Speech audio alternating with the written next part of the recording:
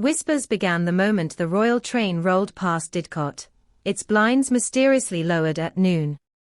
Rail enthusiasts, timing the run, swore it slowed to exactly 42 miles per hour, the same speed Queen Victoria demanded whenever she traveled while unwell.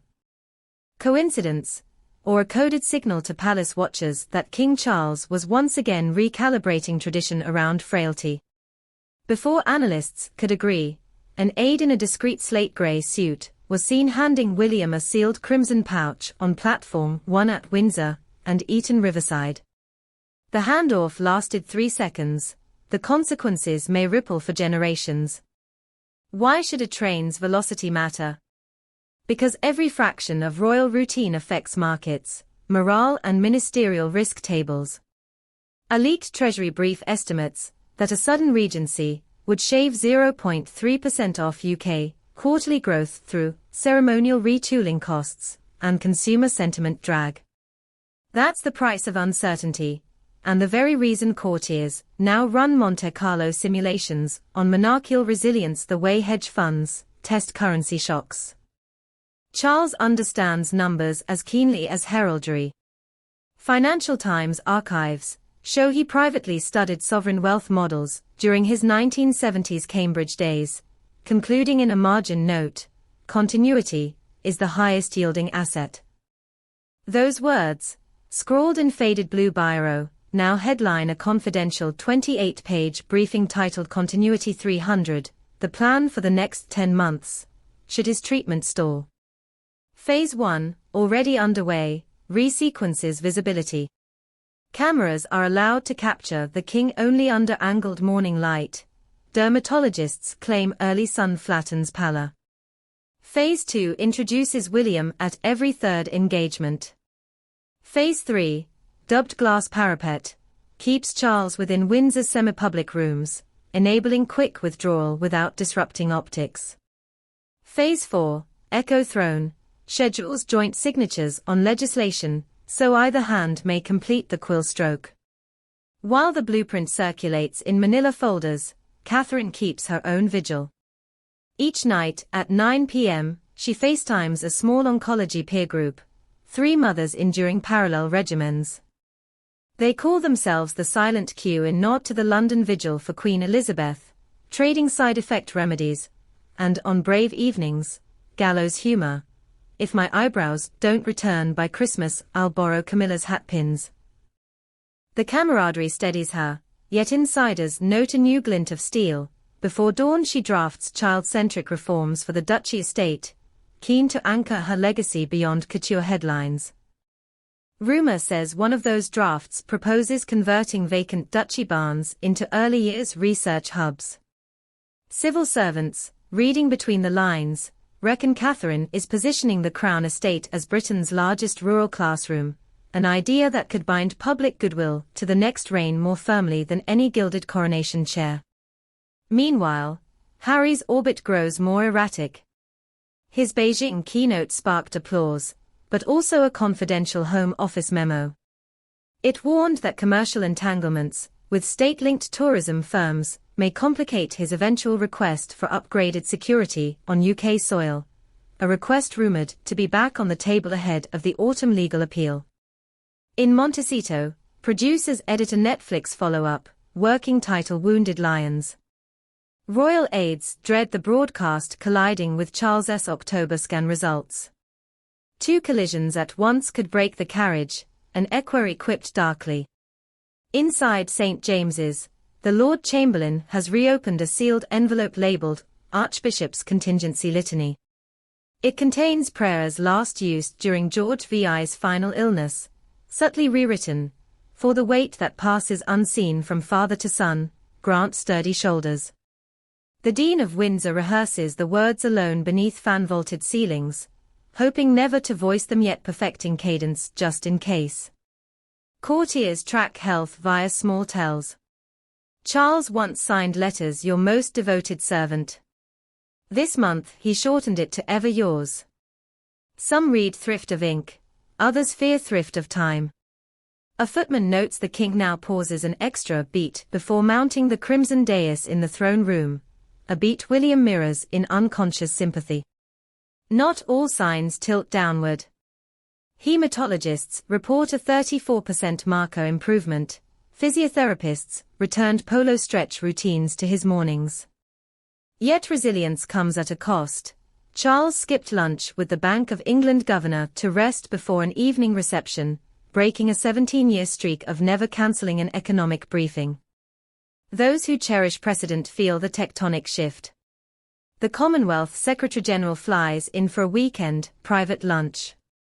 Diplomats whisper she carried drafts of accession day statements, pre-approved by Canberra and Ottawa civil services. They are blank where a name should be. His Her Majesty _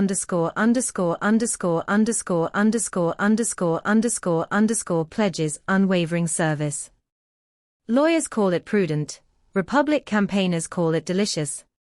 Across the Severn, Welsh farmers gather at Lwyney for what they are told is a sustainability workshop. Actually it's a loyalty survey disguised as a hay bale forum. Palace researchers note each comment about William's Cymric fluency, measuring readiness for a sooner-than-expected Prince of Wales investiture, the second such ceremony in 15 years, something no protocol book covers. In secret annexes of Kensington Palace, costume archivists adjust digital patterns for the next coronation robes. They test lighter organic velvets. Mindful Catherine's chemotherapy may dictate weight limitations. Threads are dyed future crimson, a shade fractionally brighter than Charles's mantle, enough to signify renewal, but not disrespect.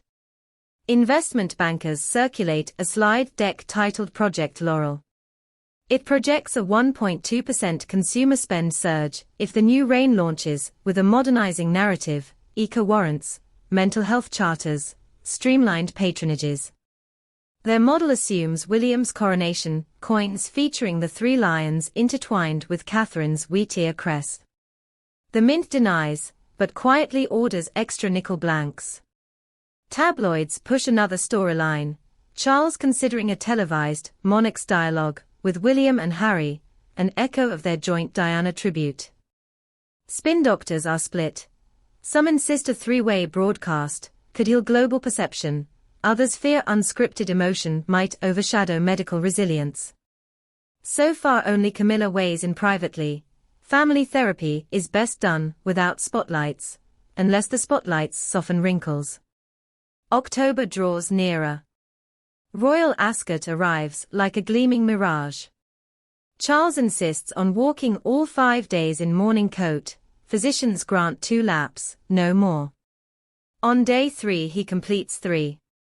Crowds cheer, markets climb. That night his temperature spikes and the country never hears. Aides quietly move the following afternoon's engagement to Windsor Great Park, citing pastoral interest code for easy ambulance access. Amid all this, an unmarked van delivers 6 newly rebound ledgers to the Royal Archives. They are Charles's personal letters, to Camilla, to John Major, to Nelson Mandela, to unheralded rural craftsmen. Each tome marked for the education of the heir. Archivists recall similar volumes from Victoria to Edward VII, a sign of foresight or finality. William feels the weight. At a climate summit in Glasgow he ad-libs, "We stand on thresholds, of invention, of danger, of duty." Social media swoons. Speechwriters swallow pride. The Foot publishes a leader titled The Heir as Statesman. Back in London he returns to Adelaide, reads Room on the Broom to Louis, then opens his phone to a message. Dad's counts up again. Sleep well. See. Relief comes in pulses, never in tides. Harry, catching the speech online, texts a private congratulations. William replies with a single thumbs-up emoji. Advisors argue whether that is progress. A therapist familiar with both brothers says grief often communicates in monosyllables before it learns to speak again. Deep in the Tower of London, staff polish St. Edward's crown anyway. Gold does not tarnish easily, but they polish for ceremony and for readiness. Every 12th stroke they pause, listening for distant bells that, for now, do not ring.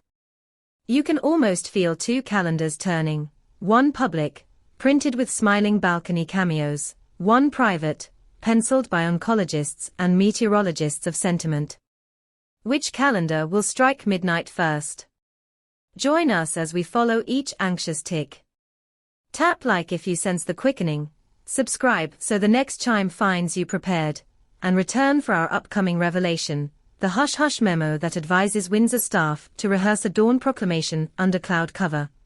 Because a sunburst at the wrong moment could look too celebratory. History is drafting its alert on silent keyboards, the send button hovers. Stay, watch, breathe, the story is not done writing its vows.